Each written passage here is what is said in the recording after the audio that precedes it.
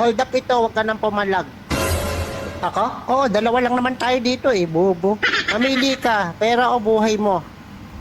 Wala bang ibang choices yan? Ano to, exam, multiple choices? Ay, sarap sa kalin. Yung buhay ko, binigay ko na sa asawa ko. Yung pera ko, kinuha na rin niya. Hold-upper ka ba o nang-aasar? Wala ganun, hindi ka binibigyan ng pera? Nang-aasar ka yata eh. O sorry na, hindi ko naman alam eh. Pagod ako, galing ako overtime oh. Pag sahod ko, wala ko nakukuha. Tapos, Wala ganun, kahit pamasahe. ha? Pag mag-hold up ka, huwag ka na mag-asar. Grabe naman affected mo. Saka ako hold upin mo, yung walang asawa, walang pamilya, ganun. Ano yun, tatanungin ko muna kung may asawa o wala. Negative yan. O ito, may iyak ka na eh. Pag hold up lang, walang asaran.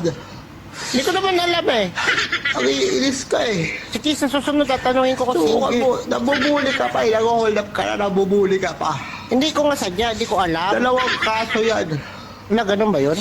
Bullying and hold upping. Uy, totoo yun? Meron yata nun.